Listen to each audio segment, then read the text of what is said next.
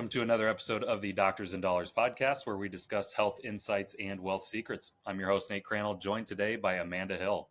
Amanda is a seasoned attorney and the visionary behind Guard My Practice. Based in Austin, Texas, Amanda is the trusted advisor for physicians navigating legal intricacies from contract disputes to compliance challenges. As the founder of Hill Health Law, she offers outsourced general counsel services, earning the trust of healthcare providers statewide. Passionate about supporting doctors, Amanda pioneers video content through Guard My Practice, empowering physicians with insights into the business side of medicine. Her expertise in fraud, compliance, and contracting, coupled with a genuine commitment to preventing burnout, positions her as the go-to doctor's lawyer. Welcome to the podcast, Amanda. What's going well today? Thank you. Man, this is fun being here. I love talking to your audience. So call me anytime. Anytime. What's going well today? Today, what's going well is my heater went out. And so my office is freezing, but I have two space heaters and I shut the door and now it's really warm and cozy. And so when I sit and work all day, I'm not tempted to go outside. It's too cold. So here we are working on contracts for doctors. How fun. Yeah. Well, fun for you. That doesn't sound fun for me. Contracts, not my go-to source of fun. We all have our things, Nate. We all have our things. My word for you, though, now that I know that, is that you're all bundled up and cozy and warm and you're reading through contracts. I don't want you to get sleepy and all of a sudden you're passed out in your office. Well, I have a lot of things to shift between. I have clients that call me with crises. That always perks me up. It's like caffeine. I've already had a couple of cups of coffee. I am the boss. Look at that. So yeah, nice. It's fun. I mean, I will say my job is never dull. It really isn't just reading contracts all day. I get calls all day in between patients. I always like to joke around about every time there's a lull in a doctor's day, they go, I'm going to call Amanda. There's a situation that I need help with. So I really enjoy being sort of the lawyer in their pocket that they can call just to even go through a scenario and say, how do I address this? What do I do? I mean, there aren't a lot of resources for physicians where they feel safe. Doctors don't like to show weakness and they don't know who to ask. And so I become the person that they just feel is a confidant. And yeah, they have to pay for my time, but a lot of them find it worth it. Absolutely. What do you think is the most common call you get? Oh gosh, I would say it's probably one of three things. Number one, there's an investment or a business deal that I either don't understand or I need help negotiating. Number two is probably there's an employee or a partner or a person that I am having conflict with at this very moment, and I need you to help me walk that through. Whether it's a lot of different conflicts in healthcare. And the third is probably, confusion over next steps. A lot of times doctors in a transition and they don't know how to navigate that transition. So they come to me and say, how do I get out of this job? How do I get into this new one? How do I make this big change in my life? And it gives me a lot of joy to be able to be the person in that transition. So sort of those are the things that come up on a daily basis. Yeah, it sounds like you're kind of the Swiss Army knife then for a lot of physicians, right? So I used to say I'm the master of, it's the master of this much, but it's like a mile long. You know this much about a lot of things. But the good thing is, when I went out on my own law firm 8.5 years ago, it feels like yesterday. But the first thought was, what if I don't know?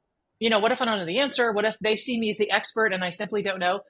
And I have learned a special skill, and it's called saying, I don't know, but I will look into it and get back to you. We don't know everything. And just owning that and saying, oh, that's a new one. You'd think after 23 years of practicing, I would have heard that question before, but I never have. So I'm going to go look it up. And so I think that's really liberating, is just to say, I don't know everything, but I can figure it out. For sure. It's a beautiful response. And I think people can appreciate, one, it kind of empowers them to be like, ooh, yeah, I asked her a tough question. She doesn't know it. Yeah, it feels good. But then also just it builds trust for you to say, okay, she doesn't know, but I trust that she's going to get that answer back to me. Right. There's a lot of power then in your hands, even though you might feel powerless for a split second to be like, I've never been asked that. I don't know that answer. But knowing that you can come back and give them a good answer, what a trust builder. That's awesome. Well, and I think that I know where to look. I mean, that's what you're paying for, right? The experience of I know what words to use to put in Google. I know where to look. I know where the statutes live. So, and part of it is just when you've done this for so long, you sort of have instincts and Mhm. the hair on the back of your head stands up on some situations. And you're like, something's not right. I feel like I need to dig into this. And that has never proved me wrong. You have to trust your instincts when you're a professional, even with doctors, right? They say, this seems like a routine case. Something's missing. That's when you find genius, is when you find those doctors that dig deep, and maybe get a diagnosis that nobody else has seen. I guess that's, sort of the gold standard. I don't always get there, but I try to dig in and make sure that I uncover everything. For sure. And where are you going for a lot of that information? Because like doctors will go back to PubMed and look at, all of these different resources, written literature from past cases and things like that. A lot of times doctors, though, I know consult other doctors, that are maybe in their field Right. 10 years ahead of them to ask those questions. Where are you typically going to find a lot of information if you do get that stumper question? I'm gonna be fully transparent. I have a law Yeah. partner. We call each other 3 or 4 times a day. Sometimes I have other lawyers that I can call and say, have you faced this? I've never seen this. There's blogs that I read. I will tell you, the government websites are not as helpful. I'm gonna be honest. They just aren't. Yeah. You're not gonna go to the CMS website and get all your questions answered. But a lot of times other law firms or different groups will put forth articles that are helpful. And I just go scour. I'm an incessant researcher at heart, so I love digging in and trying to find the answer. And the thing about it is, if I spend 2 hours researching something and the answer is not to be found, then I feel pretty confident saying, this is a great issue that there's not a lot out there about. Because if I can't Mm. find it, it's really not apparent. And so let's think of what best practices are. Let's think about what I would recommend, without the absence of guidance. And that's, I hate to say it, but a lot of what we do is just making it up as we go. We think, how do you remediate risk? That is what I do for a living. Here's the risk, right? Is this really risky? I mean, there's very few times in my career I've said, do not do this, right? Because my job is not to be the no person, right? Call your lawyer and they say no to every deal, no to every job. No, why I wouldn't be in business. My job is to remediate risk. So I can say, this is extremely risky. I would advise you not doing this, or let's edit it to take some of the risk out. Let's change it and make it better for you. Or this is a no brainer, green light. And so it's all about risk tolerance, and your job as well as my job, right? So I try to be that risk, sort of gauge for clients, to where if they come to me and I say, if I'm telling you this is risky, trust me, they usually do. Yeah. Well, and then again, they're trusting you as that resource to give them direction. I think they still want to be the decision maker, right? So if you can say like, hey, I think Absolutely. this is really risky, if I were you, I wouldn't do it, type of thing. But obviously, you're a physician, put on your big boy pants or your big girl pants and make the decision on your own. Right. They're still, you're the professional, but they're really leaning on you for that advice. But Well, this is funny. So a long time ago, I was the general counsel of a medical group. And I remember telling my boss at the time, we can't do this. I was a new lawyer. I was super green and naive and, sort of like black and white, like the law says no. And I remember saying, we can't do this particular thing. The law says no. And he said, what's the penalty if we violate that law? And I was like, huh? Like, I didn't expect that question, And I was like, well, it's $25,000. And he was like, cool. So it's going to take 80 grand to fix that problem. So we're just going to go ahead and risk violating the law. It's cheaper. And I was like, for me, a green, fairness lawyer, everything has to be black and white. I quickly learned that in business, it's about risk tolerance, right? So he would much rather violate the law and pay $25,000 fine than pay 80 grand to fix it. And that was a really big learning curve for me, that I am supposed to advise and the client gets to make the call. Yep. You're the counsel. You're not the principal. Right? That's right. That's right. Yep. But good that you learned that early in your career, because you came out of your law degree, Texas Tech. You started your career at the VA, the Department of Veterans Affairs. I did. Tell me about that experience. To come right out and jump into the massive thing that is the VA. Tell me about that experience. Well, this is a funny story. This should tell you about my personality. Okay. So my husband at the time was going to go to law school in Waco, Texas. Now this was pre-Joanna Gaines and Chip Gaines, right? This was Waco, Texas was a dumpy little town in the middle of nowhere that was between Austin and Dallas. So we had to move to this town for him to go to law school. And I thought, where am I going to get a job in Waco, Texas that is any way well respected? And at that time, I wanted to be a federal judge. I had high dreams and ambitions, right? I had clerked for the Texas Supreme Court. I wanted to be a judge. I wanted to be a U.S. attorney. I wanted to prosecute crime. I wanted to put people behind bars, like all the things.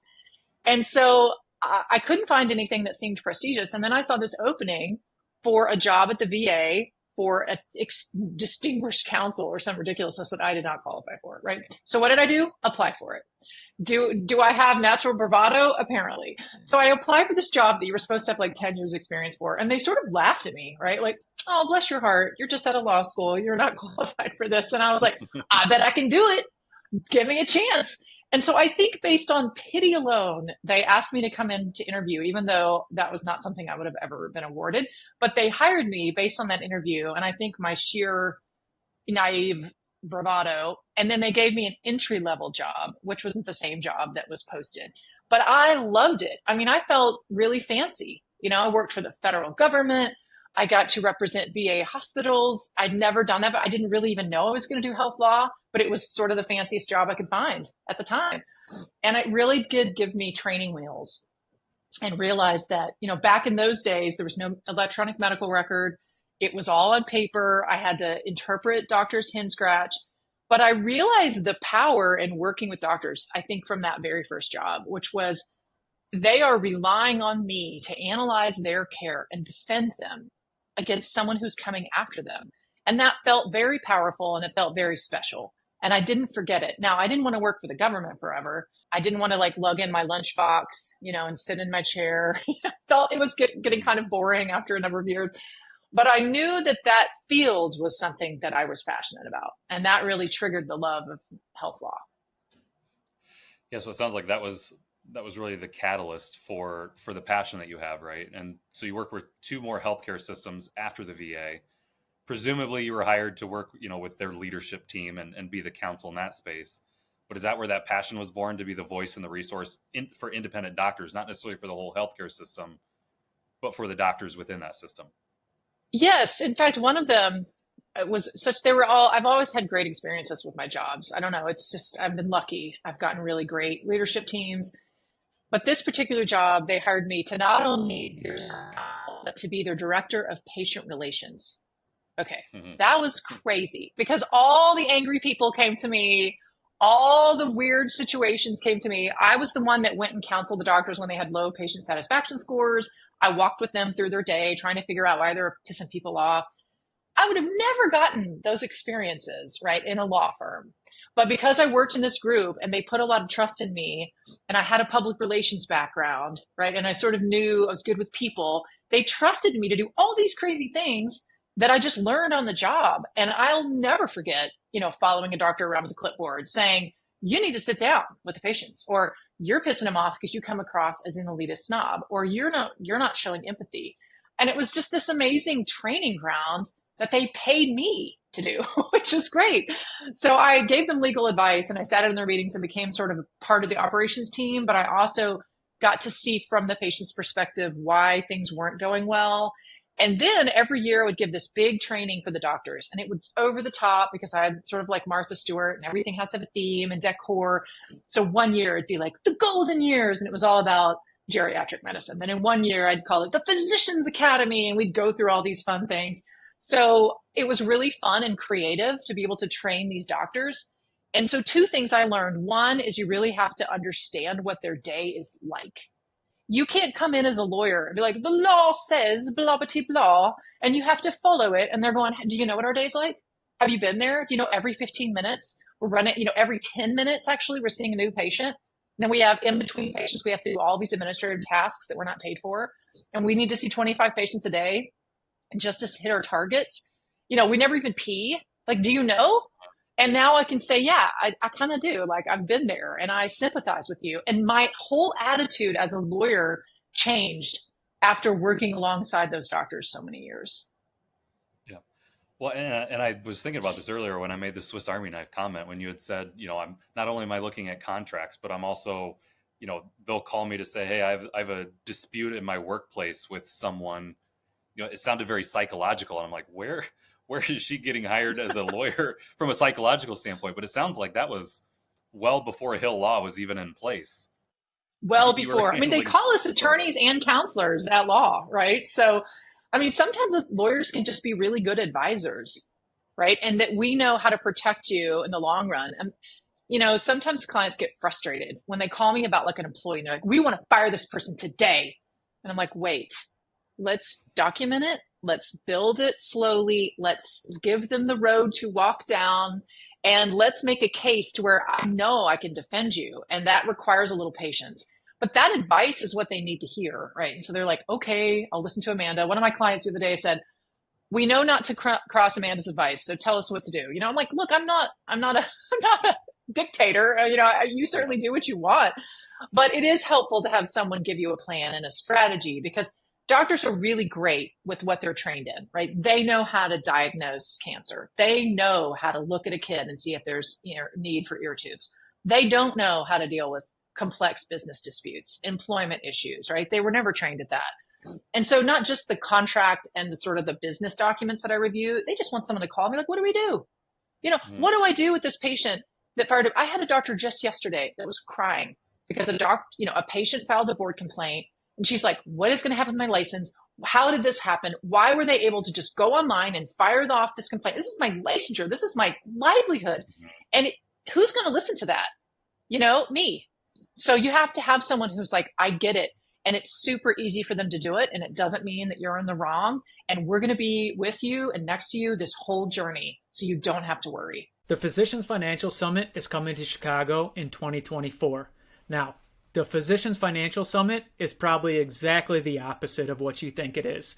I'm sure you've gotten a free dinner and went to an event where a financial advisor shared a few things and tips and tricks. That's not what this is.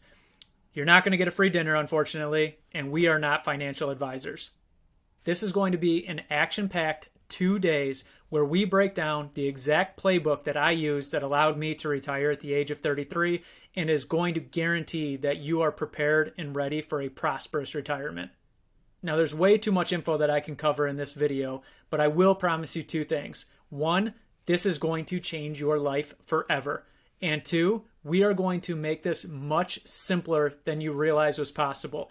Just like you break down important and complicated medical stuff for us as patients, we're going to do the same for you. So if talking about money would make you want to pull your hair out, this is not the event for you. But if you want to see behind the scenes of how the wealthy prepare their financial futures and what you can do to be better prepared financially, then we will see you there in March 2024, Chicago.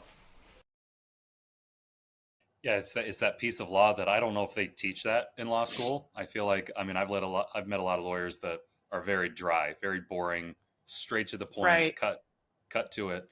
So for you to have your personality and be in that same field of work, that's not something that can be taught, right? And so I think that's very unique about you. But to be able to sit down and have these conversations with a physician who's crying across from you, they don't teach that in law school, I got to imagine. They don't. Yeah, there's no empathy class in law school about dealing with your clients. But what I have learned is sort of outside of the walls, the esteemed prestigious school arrangement, is just life, right? Life is hard. And when you go through a divorce and you go through cancer, you go through a lot of the stuff that I've gone through, I can empathize with the doctors that are in that situation. When they call me and they're like, you don't know what it's like. I'm like, no, I kind of do. And I'm so sorry that you're a single mother of 2 kids and that you're thrown into practicing and that you're the, figurehead of the family and everybody relies on you for your salary. Like, that stuff's not lost on me when I'm negotiating their contract, right? Their personal life is not disappeared when I think about their investments. Like when I say to them, if you're going to spend $250,000 of your hard-earned money, you need to be able to get out of this deal with at least the same or more, right? You don't want to walk away with a buyout clause of $10, because I know how hard you work for your money. And I know how important this is to you to have flexibility and freedom. And so it's all encompassing. You can't just be one or the other. You can't just be like, I'm a lawyer and I'll review your stuff, or I'm a therapist and I care about your health and overall well-being. It's like you have to be all encompassing, or else you're no good to anyone. So one of the things I am very passionate about is to try to see the client as like, okay, let's step away from the negotiation. Tell me about you. What are your goals? What are you looking for? Where are you trying to get in your life? And let's try to make sure that whatever legal deals that we work on match that vision. Yeah, it's interesting insight. I would have never thought of that, just because when I think of like contract law, we were joking about it earlier, like most people dread looking through a long contract. They understand the importance of the document. They know it's going to be a life changer if they're setting up a new business, or if it's a big investment, a $250,000 investment that they're making.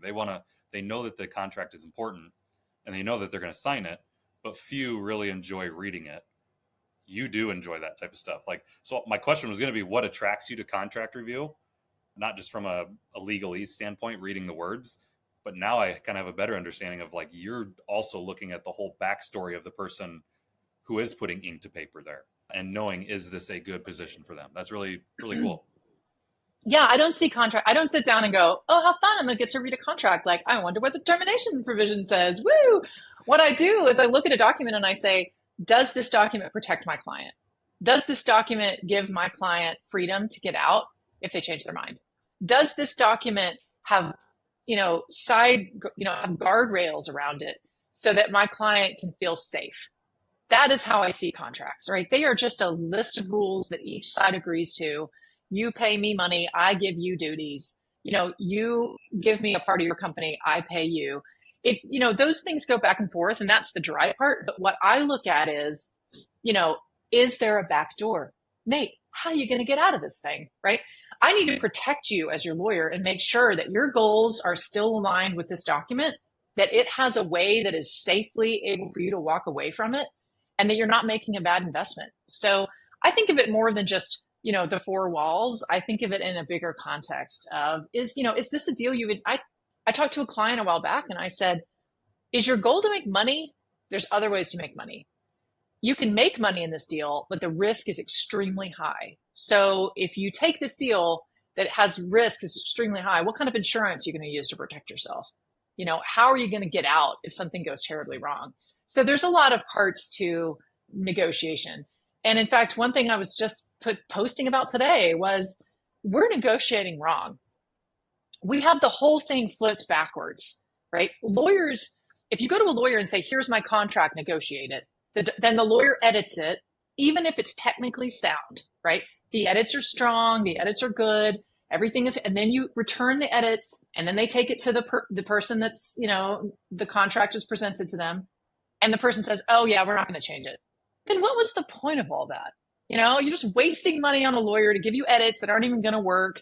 And then there's a fight. Nobody really understands the purpose of the edits, but they're like, I don't know. My lawyer said I had to. And the other side's like, well, our lawyer says no. And then people are losing the purpose. And so one of the things that I talk to doctors about, before we get to contract edits, it's just, what makes you special? Why are you the right person for this job? Why are you better than the 5 doctors sitting next to you interviewing for this job? Let's just get that out in the open first. What is your leverage? Okay. Because then once you establish the leverage, and once I get a full sense of who this person is, and I can pitch that to the other side, we haven't even gotten to the contract, right? I'm just like, man, you're lucky.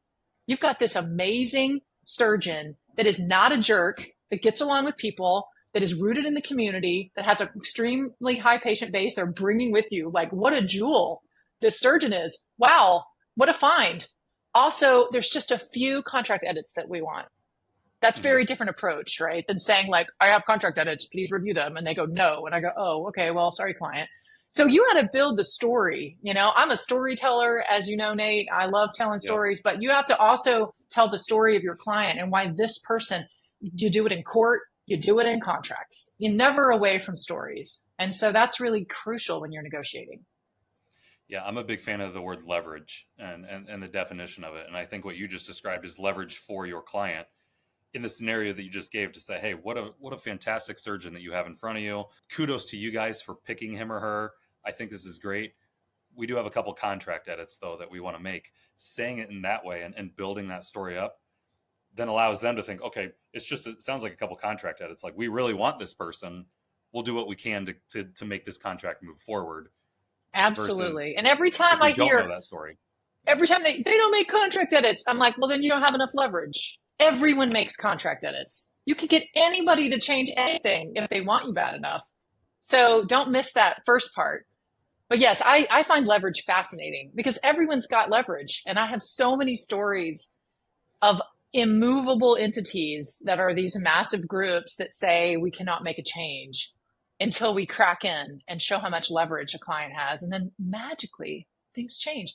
But here's the deal, Nate. You pick your battles. the most naive thing you can do as a lawyer or as a business person is to bleed, we call it, all over a contract. Make, I don't like this word. I need that to be reasonable. I want to see those policies. I don't like the way you structure this. Everything, nitpick. That's not going to get you anywhere. You need to focus on the big stuff. How do you get out? How do I get my money, right? What flexibility? What is required of me? Those things, right? What's going to hit me on the way out? That's a lot of times I talk to doctors about that. Like, envision you leaving this investment, this real estate investment, this job. What does it mean when you leave? You have to put a notice. Then do you have to pay back some money? What do you get paid?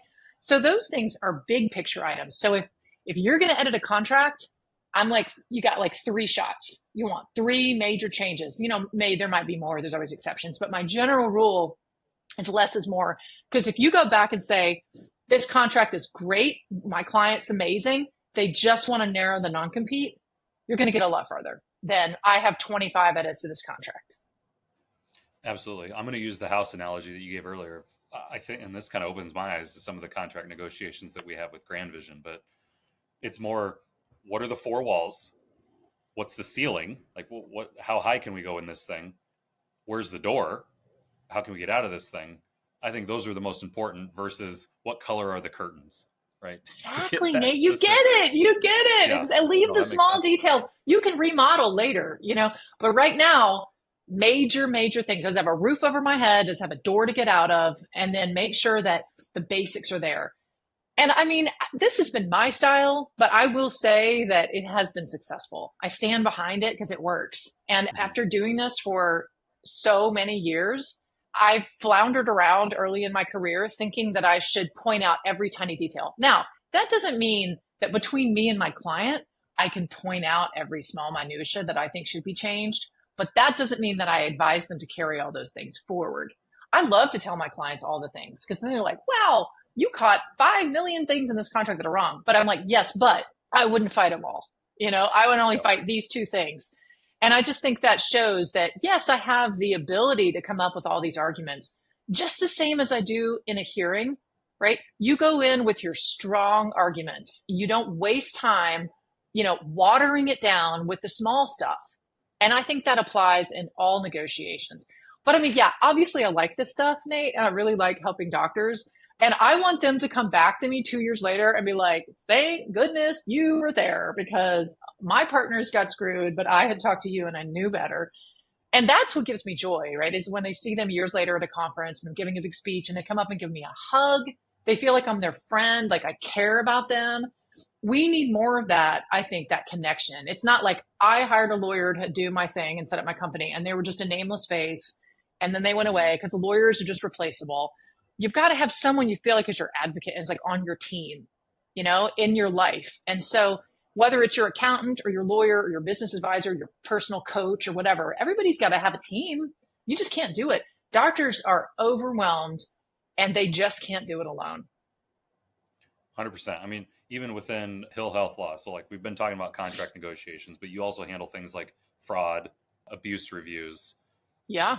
I think I know the answer, but I'm going to ask the question anyway. Like, why do you feel like physicians are vulnerable in these areas? That is such a great question.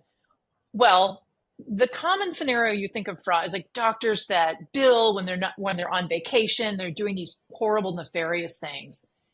It's not the case that vendors come in with a trench coat and open it up and be like, bada, bada, boom, do you want to buy my fake scam deal? It's not obvious, okay, to the doctors. They are presented with well-oiled, very fancy presentations, and a lot of other doctors have already signed up, okay? So you've got peer pressure that everybody else is doing it and they're smart, so why don't I do it?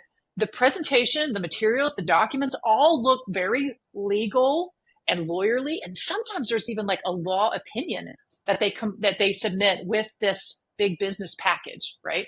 We've already gotten our lawyer to look at it. It's already been vetted. This is a smooth, easy deal. It's going to net you hundreds of $1,000s without you doing anything. Why would they question it? All these things stack up in their mind, right? It's been reviewed by a lawyer, even though it's not your lawyer. It looks fancy and legal. My friends have done it. I think it sounds great.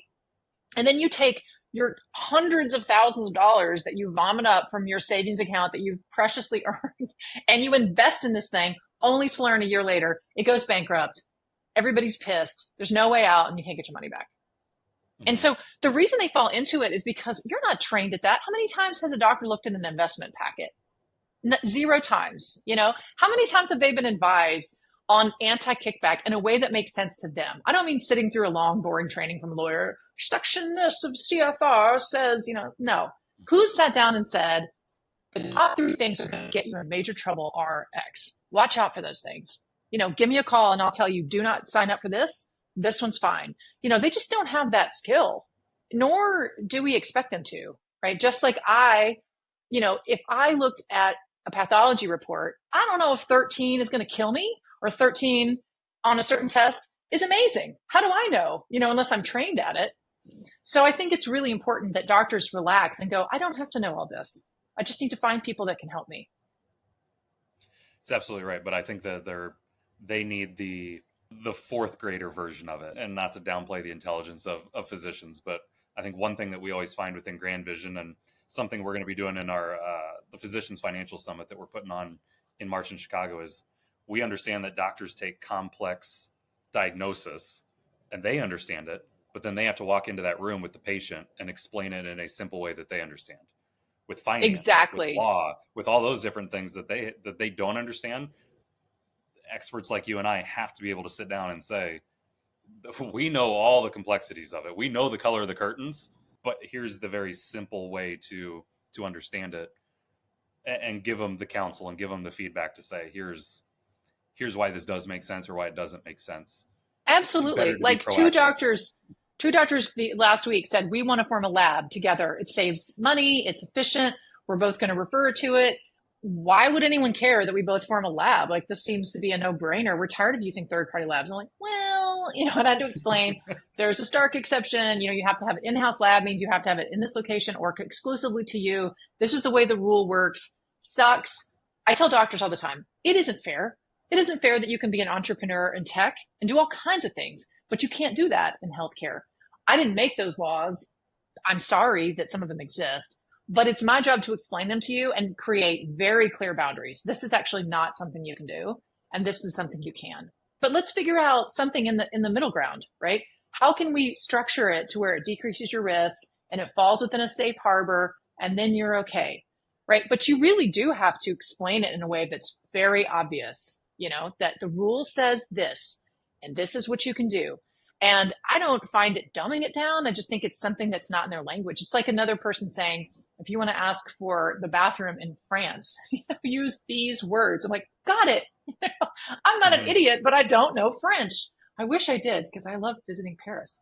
But anyway, that's kind of how it works. And I do a lot of translating. Like you said, when you're a physician, you have to translate why this plaque therapy works on this cancer. You really have to use words that patients will really comprehend. Mm-hmm. Do you think it's important then for physicians to learn at least some of the basics, right? I think of it in finance, you think of it in law, like learn some of the basics just so they have like a foundational knowledge of some of these things so that they can formulate some opinions and formulate some thoughts on a specific topic, whether it's in law, it's contract, it's about investing in real estate, whatever it may be, as long as they have some of that foundational knowledge to understand, here's what's going on. I don't understand the complexity of it, but at least I understand where this could go. Do you think that's important, or is it still just, hey, lean on your lawyer, lean on your real estate? No, I'm so glad you brought this up, because it actually makes me really angry when we are creating codependent doctors, right? My goal in life is not to say, well, I'm smarter than you and I know how to explain it better, so call me.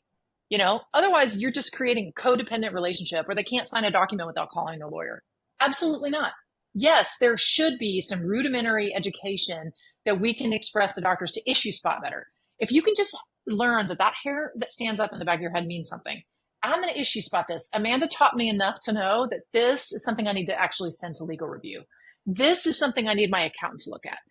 You have to know enough to know what's dangerous. So I 100% believe that there's a lot, and doctors are very teachable. They really are. A lot of my colleagues, other lawyers, like, how do you work with doctors all day? They're impossible. I'm like, I don't find that to be the case. I think they're very, of course, that's my, those are my people. But I find doctors to be very, malleable, and they can absorb information quickly, and they're smart and they pick up on it. So when I give a course on negotiation, or if I give a course on dealing with people, it doesn't mean you're never going to call your lawyer, but you are 80% there and you can do a lot of it on your own. And then, when you call your lawyer and you spend $500-$600 an hour, that you're spending it wisely. You're going to them with the big stuff, not the little bitty stuff that you can easily learn on your own. So I want to empower as much as I can to doctors. A lot of people really were against this company when I formed it, Guard My Practice. They said, why are you doing this? You're hurting your own law firm. Why are you giving all this information away? It's like, well, is it our job to hoard it? Is it our job to protect it against a firewall and you only access it unless you pay us the $500 an hour? Or is there another way, right? My law firm is busy, Nate. It's never going to slow down because I'm giving away a lot of free information. It just means that you're establishing yourself as an expert. They'll still hire my firm. I'm not worried about that. But what I am worried about is doctors leaving in droves from the practice of medicine. What I am worried about is them giving up because it's so complex and so overwhelming. And they feel like every time they turn around, someone's taking money from them. That's what I worry about. So if we don't do something, we won't have any doctors left. I'm very passionate about helping doctors for that reason. It's not just about earning an hourly wage. It's about how can I help you understand the importance of certain things over others? Because sometimes, doctors might prioritize everything on the same level. And I'm like, this is low risk. This is high risk, right? Let's not worry about your one little HIPAA breach as much as let's worry about the anti-kickback problem that you have. This can send you to jail. This will result in an audit and not even hardly a fine, So I just think that's a gift I can give, is to sort of say, let's talk about what's really bad that you really need to focus on. And then let's just generally talk about the other stuff. Absolutely. Yeah. I don't think you're hindering your practice at all. I think if anything, you're improving it. So I was asked to be a contributor to some investment articles that were on LinkedIn. They reached out to me and said, hey, it looks like you've got some knowledge here. Would you care to share it? And so I gave some feedback. My biggest feedback was, though, there's kind of 3 stages to it, right? There's awareness, then there's understanding, then there's action. Right. And so I think if you're providing the awareness and even some of the understanding within Guard My Practice, when it comes to the action step, who are they going to go to actually take the action? They're not going to do it themselves. Right. They're doctors, right? So it's like, okay, I have this situation. I'm aware of it. I have some understanding behind it. Now I need to take action to solve it. I'm going to Amanda. Like, I feel like whoever said that to you, that you are hurting your practice, I would think the exact opposite. And even when you said it, I was like, that doesn't make sense. She's the actions. She's given the awareness, and then she's also the action step. So, well, it's funny because a lot of people just don't jump in the ring.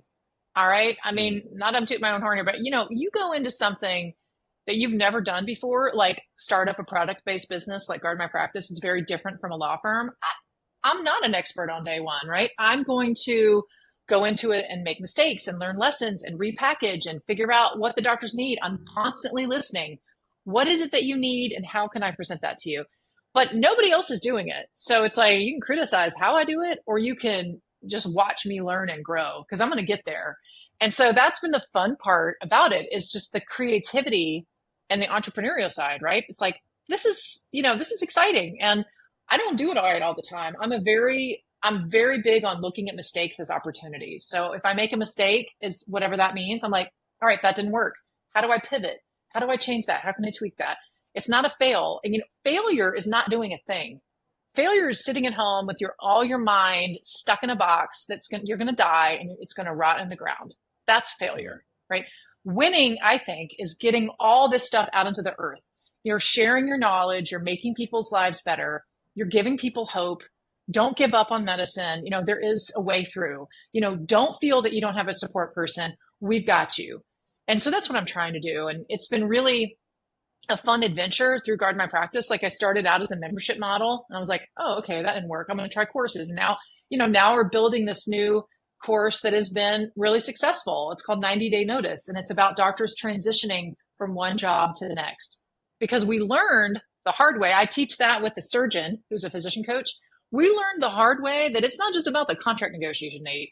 There's a lot that goes into, like, I don't know when to put in my notice. What are they going to do to me? I feel like a failure. My boss was a jerk.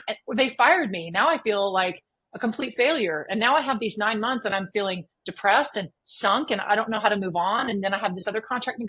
And it's just a bunch of stuff that's super heavy. And this is where we walk them through letting the past go, learning what their current contract means. What is the job that you want? Let's get you away from that toxicity of the past. Like, what is it that you're looking for? How do we negotiate for you? How do we build your leverage? And how do we get you something that puts you in a much better place? And then you look back at this transition, not as the worst time of my life, but like, that was amazing. I got out of that I didn't like. And now I'm in this that I love. Isn't that the goal, right? Of any transition is to like grow and change and get better. So I know I become like a total hippie yogi about it, but it's super true that there's a lot I can provide to you as a doctor as far as my legal knowledge, but it's not just about that. And so we try to work through those transitions with doctors. And it's been really great for me. I have enjoyed it so much more than I even expected, because at the end of a course, when a doctor literally looks brighter and happier than they did 3 months ago, and they're like, I am the prize. Like, I am excited to, that I am ready. Like, I earned this. And you're like, yeah, we did it. That's exciting. Yeah, it's a beautiful thing. And I truly hope that there's a doctor that's listening to this that is having those same thoughts that you just described. That, man, I don't like my boss, or the healthcare system I'm in is not great. The contract that I signed a couple years ago, it doesn't fit what I want now. How do I get out of it? How do I move on? When do I give that notice? When to move along, and how do I not get fired? Essentially, there's going to be doctors that hear this that are in that situation that are hopefully going to reach out and seek your guidance. Well, you know this more than anyone, Nate, like in your field, there's a lot of people who are trying to get money out of doctors. It's a very attractive audience for scammers and unscrupulous business people and investment bankers and all kinds of people, even in real estate, that just want their money. You guys are not trying to just get their money. You have such a great, transparent business model, which I'm really impressed with. But I will say that, you become jaded and cynical when you're a physician and you've been burned and you think everyone's out to get you, right? The government is out to get us. These vendors and investors are just trying to suck money out of our pocket. I don't know who to trust, and that's pretty toxic when that settles in, right? Everybody hates us. We can't trust anybody. Their guard goes up. So there's got to have to be some safe place. They have to trust someone. Where is the circle that they feel like this is truly safe? And I don't mean be so woo-woo about it, but everybody needs to feel safe, in their little walls. And so I want them to know that not everyone out there is against them. There are some people that are really in their corner and they're trying to give them legitimate opportunities, good investments, good counsel. And they just need to open their heart to understand that those people are still there. There's good people in the world, as Mr. Rogers said, right? Look for the helpers. They're all there. They're out there. It's a good world. I just think that we've gotten a lot of toxicity and negativity, which is understandable. Don't get me wrong. It's a lot of it. But I find that the positive side is really alluring. I'm trying to help doctors realize there's hope. We got this, and if you do screw up, Nate, like, is it the end of your life? No. I mean, if I can see a doctor who admitted to me that he was snorting cocaine in the middle of a surgery, okay, and he got his privileges revoked, he got fired, the medical board is involved, and then 8 years later, he is in another state and he is working and he is happy and he made it and he's got the love of his family and support of his friends. If you can get through that, you can get through anything, And so I just think a lot of doctors think this is it for me. I got fired. I can't find a job. I got one little blip. I got this DWI, whatever the situation is. My career is hosed. They sink into depression. It's like, no, doctors are leaving in droves. We need you to stay with us. There is a future. That's my Absolutely. spiel. And no, you're good. No, that's awesome. The helpers are what are needed. And I thank you for saying the kind things that you did about Grand Vision Capital and Physicians Financial Summit. I would echo that back to you about what you're doing. We had events, I guess, events in time that made us create Grand Vision Capital. We had events in time that then made us create the Physicians Financial Summit. Was there an event in the past as you were practicing with Hill Health Law that it was kind of that light bulb of like, guard my practice is needed? This is something that physicians need? What happened that created that? What was the genesis? I was sitting in this exact chair and I was looking out my window. It was in the middle of COVID and my doctors were breaking down. They were calling me, like I said, almost in tears, just overwhelmed. We went from being healthcare heroes to like degraded members of society, right? Why aren't you calling me back? Why aren't you, sending me a message? I'm going to trash you on Google. I'm going to send you Yelp reviews. And I thought, and they're calling me just in the lowest place. And I thought, how sad that they have to pay me as their lawyer, right? Is this really the only avenue that they have? They have to call me and pay me this much money per hour for me to listen to them, for me to give them basic advice, for me to tell them it's going to be okay. There's got to be a better way. And that is the trigger that I started thinking, now is the time for me to shift my business model and to start teaching and training and giving optimism to these doctors. So, and then it's crazier that I thought, well, I'm not just going to do some Canva video on my computer with my phone. I think it makes sense to hire a professional film crew. Like that was kind of dumb, but whatever. And I think I should turn a room in my house into a film studio. Like, yes, let's do that. I mean, overkill. Hello. But, it was still a fun adventure, but that was the impetus for it. Is I thought, I feel terrible that people are hiring me as their lawyer to solve these very basic problems and really just to be their cheerleader. So yeah, I just think it was a necessity, and something changed in my heart. I felt like, as I morbidly referenced earlier, if I died, all of this knowledge that I've given all these clients just goes in the dirt. Like, what a waste. How do we share it with doctors outside the walls of Texas? How do I scream it to the rooftops, all this knowledge that I have learned the hard way, through years of toiling with these doctors' issues? There's got to be a way I can share it. And so that's kind of the way it came up with this. And I've never looked back. And the feedback I've gotten has been, we need you. Even though I'm still figuring out how and the packaging and the course, they're like, don't give up, So that's been really helpful for me to hear, right? It's like, okay, this is helpful for you. I'm going to keep marching. Yeah. Man, we are two peas in a pod, I think. It's all about aligning your head and your heart. I mean, the head says, hey, help them as much as you can. The heart says, I don't know how to do it, but I need to do more. That was kind of the birth of our summit, and why we're doing it is like, hey, we were sitting down with physicians all the time, having personal finance conversations with them over and over again. And then over and over again, we're just learning, man, these physicians, their financial literacy is just so much lower than we expected for them being so highly educated and very intelligent people. Right. But like, how do we get that message out there so that more and more people hear it versus us having, 300 individual conversations? How do we get 300 physicians in a room and say, hey, here's what you need. Here's the, go take action then. Like, there's some awareness. Here's the understanding. Now go take action. And I think you're doing that same thing with Guard My Practice. I think that's very cool. Sometimes there's some tough love. It's like, guys, if you run a company, then you need to be able to read a P&L statement. Okay, if you run a business, you are going to have some employment law concerns. Okay, just like what world did you think that you were immune from these normal business problems? So instead of bemoaning the fact they're happening, just accept that it's part of your life now because you're a business owner. And I think just demystifying that, is really helpful to say, you guys just need to know this is part of the game and try to get the help you need to get through it. But yeah, it's not abnormal that your office manager is toxic and you want to get rid of them, or the fact that, now all of a sudden you have no idea why this tax is happening, and you can't always outsource it. If you outsource your billing and coding and then your billing and coding company is committing fraud, that comes back on you. So there is a requirement to have some basic knowledge, of billing, to where you're not just, letting someone else sort of run your life. It's just like having a financial planner that's a horrible, evil person and sucks all your money out and embezzles it. I mean, don't you want to have some clue of like, why is my account going down every day? I have no transparency over that. Like, you should. And so sometimes it is a little bit like, you should know this. Okay. I'm sorry. I know you don't want to, but you own a business. You took on the risk. You should probably know the basics. Mm-hmm. Yeah. I don't know if your paths have ever crossed with Dr. Keith Matheny up in Dallas, and he's in Dallas, ENT doctor up in Dallas, but he is what I would call a medical entrepreneur. I mean, he is just super smart. He has this big ENT practice in Dallas, but then he also helps thousands of ENT doctors around the country with supplies and negotiating pricing and things like that.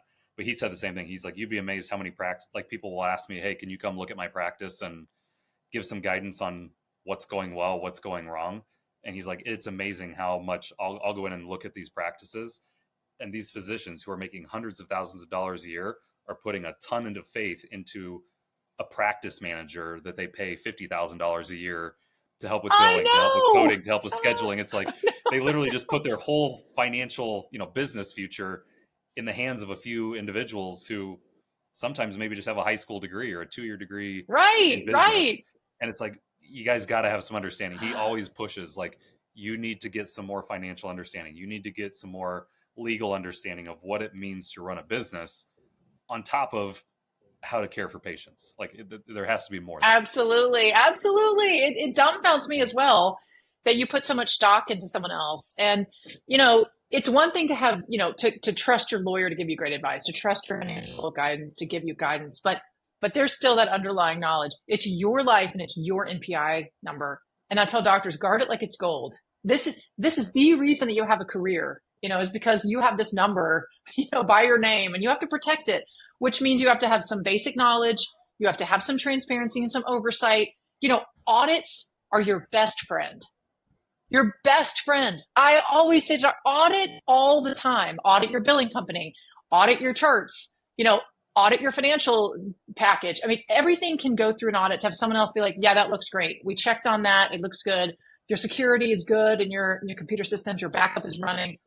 Audits you pay for, and all they do is care about coming back and reporting it to you. It's not the government oversight telling you what you're doing wrong. It's someone you pay for to help you out.